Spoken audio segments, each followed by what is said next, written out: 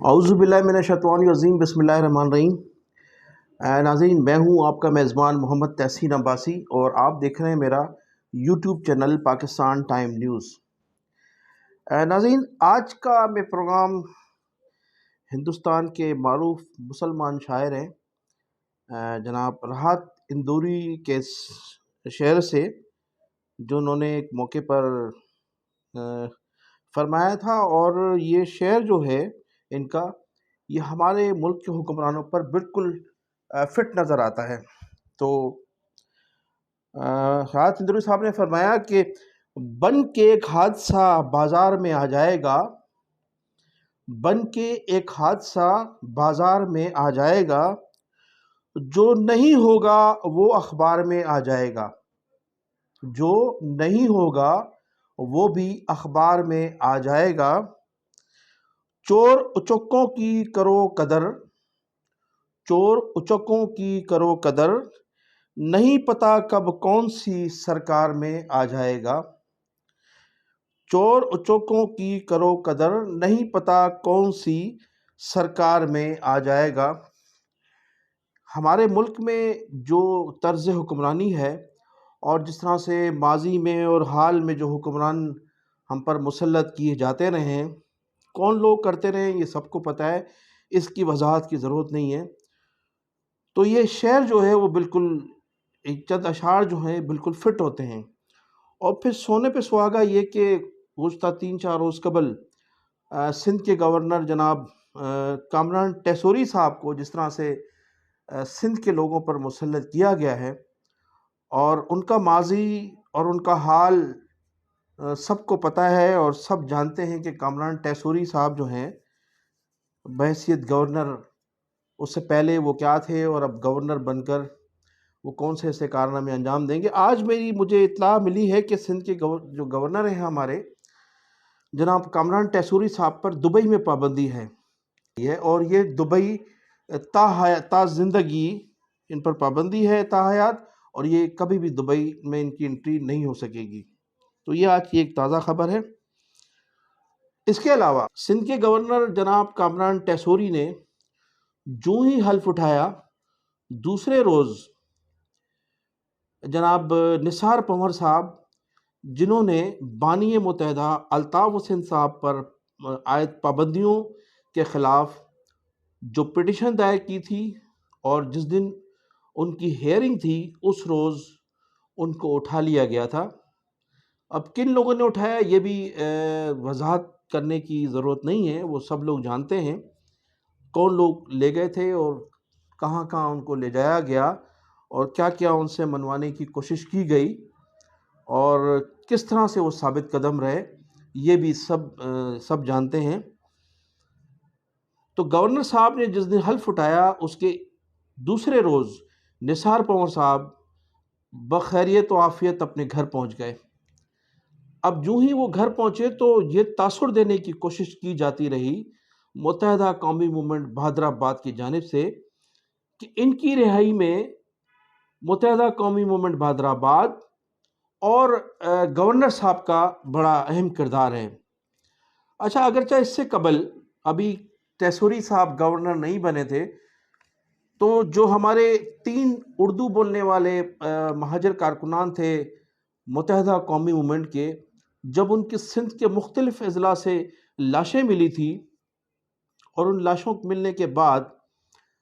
وزیر داخلہ رانا ثناء اللہ صاحب تعزیت کے لیے بہادر آباد تشریف لائے تھے۔ بہادر آباد مرکز میں رانا ثناء اللہ صاحب سے ان لواحقین کو بھی ملوایا تھا جو لوگ جن کے بچے جو تھے وہ شہید کر دیے گئے تھے۔ تو میں نے اس ویڈیو میں یہ تجویز دی تھی اور یہ کہا تھا کہ رانا ثناء اللہ صاحب جب تشریف لائے بہادر آباد، دوسرے مسائل کے ساتھ ساتھ نثار پنور صاحب کی رہائی کا بھی مطالبہ کر دینا چاہیے تھا۔ اگر ایسا ہو جاتا تو ممکن تھا کہ 90 اور بہادر آباد کے درمیان جو خلش ہے وہ کم ہو سکتی تھی، اور جو دوریاں تھیں وہ ختم ہونے کے امکانات موجود تھے، لیکن کسی بھی لیڈر نے متحدہ قومی موومنٹ کی رابطہ کمیٹی کے کسی بھی ممبر نے نثار پنور کا ذکر تک نہیں کیا رانا ثناء اللہ صاحب سے، اور رانا ثناء اللہ صاحب جن لوگوں کے شہداؤں کے لواحقین تھے ان کو لالی پاپ دے کر وہ چلے گئے۔ نہ تو ان سے یہ کہا گیا کہ یہ جو 3 لوگ شہید ہوئے ہیں ان کے جو بیٹے ہیں، بھائی ہیں، بھانجے ہیں، بھتیجے ہیں، ان کو کسی کو ایک ایک نوکری دے دی جائے تاکہ کچھ ان کا ازالہ ہو سکے۔ نہ تو وہ یہ کرانے میں کامیاب ہوئے اور نہ ہی نثار پنور کے سلسلے میں انہوں نے کوئی ذکر کیا۔ اب جب وہ ایک روز قبل گورنر صاحب کے حلف اٹھانے کے ایک روز بعد جب وہ ریلیز ہوئے ہیں تو یہ تاثر دینے کی کوشش کی جا رہی ہے کہ ان کی رہائی میں کامران ٹیسوری صاحب جو ہمارے سندھ کے نئے گورنر ہیں ان کا بڑا مرکزی کردار ہے، اگرچہ ایسا نہیں ہے۔ جس دن وہ ریلیز ہوئے ہیں اس کے 2 روز کے بعد ہائی کورٹ میں ان کی رہائی کے سلسلے میں ایک پٹیشن دائر کی گئی تھی جو 2 روز کے بعد اس کی سماعت ہونے جا رہی تھی، اور جو لوگ نثار پنور صاحب کو لے کر گئے تھے ان کے پاس کورٹ میں جواب دینے کے لیے کوئی جواز نہیں تھا۔ انہوں نے جان چھڑائی جب دیکھا کہ نثار پنور صاحب نہ تو کوئی دباؤ قبول کر رہے ہیں، نہ ہماری شرائط قبول کر رہے ہیں، نہ الطاف حسین سے علیحدگی کا اعلان کر رہے ہیں، اور نہ ہی متحدہ قومی موومنٹ سے اعلان کر رہے ہیں، تو اور نہ ہی وہ بہادرآباد جوائن کرنے کے لیے ایگری ہوئے ہیں، تو پھر انہیں ریلیز کر دیا گیا۔ اور اس طرح سے ہائی کورٹ کے جو ججز تھے، جو آج کل ہمارے معزز عدلیہ جو ہمارے اچھے فیصلے دے رہی ہے، ان کی خفت سے بچنے کے لیے ان کو جو آج کل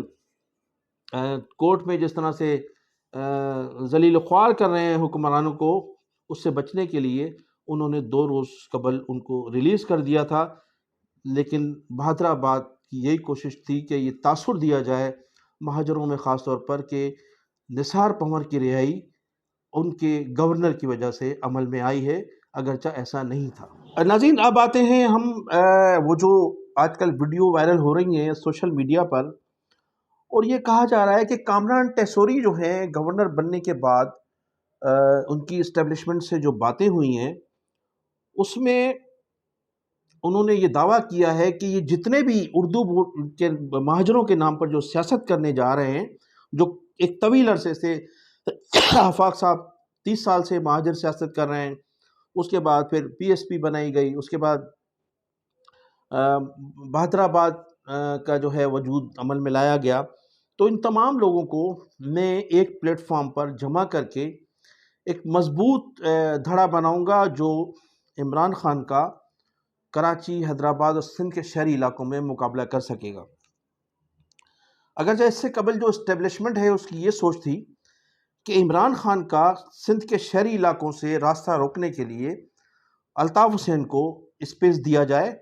اور الطاف حسین ہی واحد شخصیت ہے جو سندھ کے شہری علاقوں میں عمران خان کا مقابلہ کر سکتا ہے۔ لیکن ایک نئی تجویز آئی اور اس طرح سے کامران ٹیسوری صاحب نے یہ دعویٰ کیا کہ ان تمام لوگوں کو ایک پلیٹ فارم پہ میں لاؤں گا، اور لانے کے بعد ان کو ہم پوری طرح سے نہ صرف عمران خان بلکہ دوسری سیاسی جماعتوں کا بھی مقابلہ کر کے ہم اسٹیبلشمنٹ کی بی ٹیم کا کردار ادا کریں گے۔ اب دیکھنا یہ ہے کہ آفاق صاحب گزشتہ 30 سال سے اینٹی الطاف سیاست کر رہے ہیں، پھر پی ایس پی کو آپ نے دیکھا کہ وہ کئی سالوں سے اینٹی الطاف سیاست میں مصروف عمل ہیں، اس کے بعد آپ نے دیکھا کہ بہادرآباد گزشتہ 6 سالوں سے اینٹی الطاف سیاست میں مصروف ہیں، لیکن کامیابی کا اگر آپ دیکھیں تو آفاق خود کبھی ایم این اے نہیں بن سکے، اور آج بھی وہ یو سی کا الیکشن نہیں جیت سکتے ہیں۔ پھر آپ آ جائیں پی ایس پی کی طرف، تو پی ایس پی نے بھی الیکشن میں حصہ لیا، 2018 کے انتخابات تھے، پھر بلدیاتی انتخابات تھے، اس میں بھی آپ لوگوں نے رزلٹ دیکھا، پوری عوام نے رزلٹ دیکھا کہ وہ کس حد تک کامیاب ہوئے ہیں اور کتنی ان کو کامیابی نصیب ہوئی ہے۔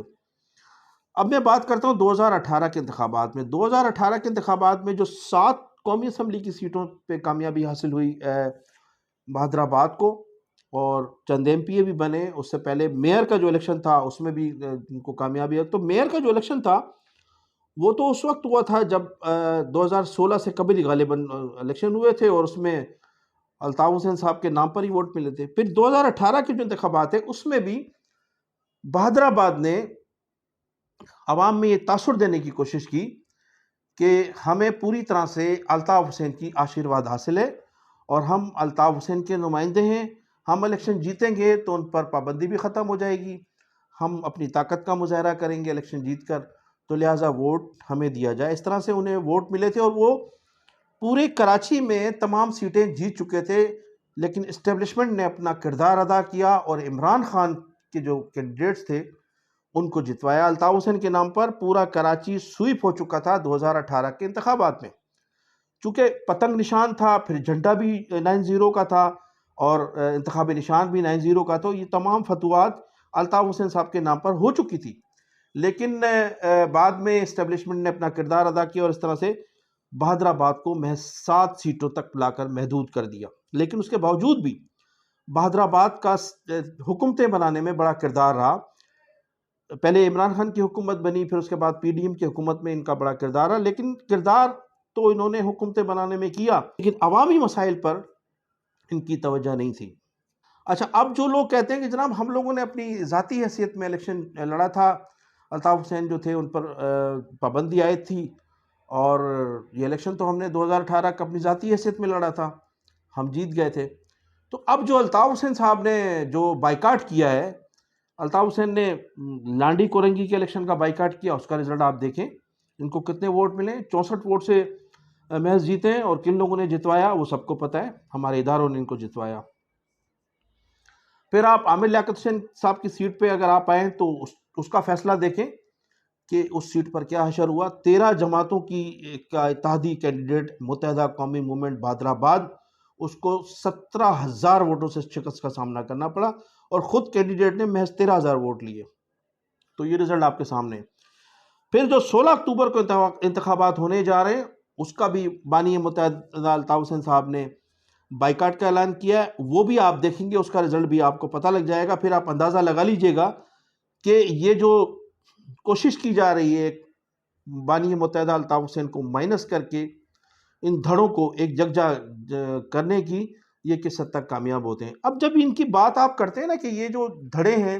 ان کو یکجا کر لیا جائے گا، میں بتاتا ہوں کہ ان کی حیثیت کیا تھی۔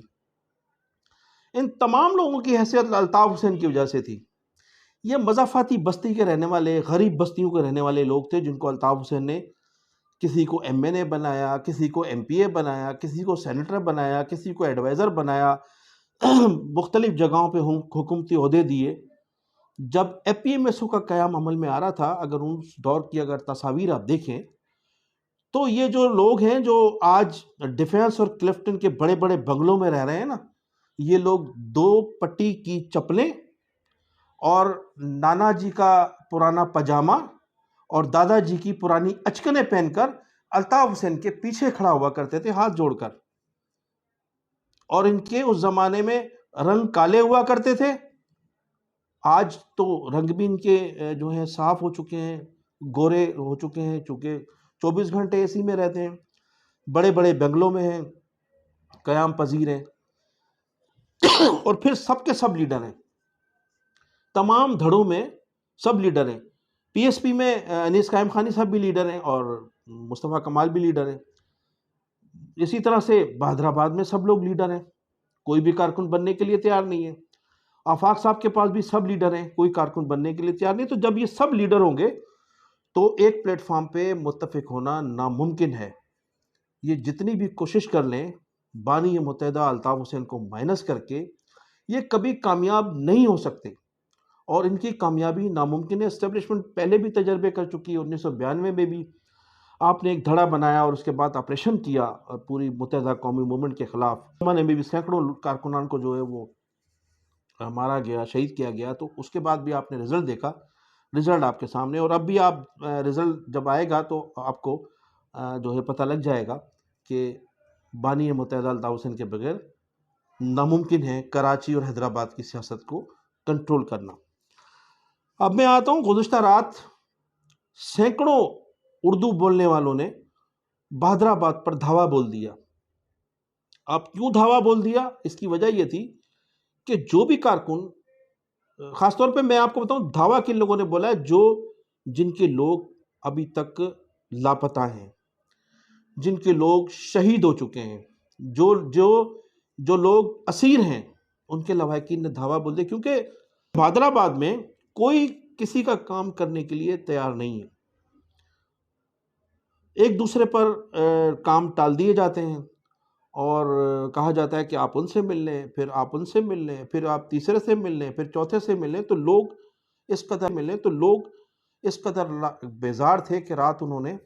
دھاوا بول دیا، دروازے توڑ کر اندر داخل ہو گئے، اور مطالبات کے لیے انہوں نے اپنی جو فہرستیں دی ان کو، لیکن محض لالی پاپ کے علاوہ ان لوگوں کو کچھ نہیں ملا۔ تو میں انہی الفاظ کے ساتھ آپ سے اجازت چاہوں گا، اور پھر آخر میں یہی کہوں گا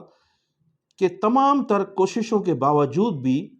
الطاف حسین کو مائنس کر کے کراچی اور حیدرآباد کی سیاست پر قبضہ نہیں کیا جا سکتا۔ 16 تاریخ کو ہونے والے انتخابات، جس میں بانی متحدہ الطاف حسین صاحب بائیکاٹ کا اعلان کر چکے ہیں، اس کا بھی رزلٹ دیکھیے گا۔ 2 انتخابات پہلے بھی جو ہیں وہ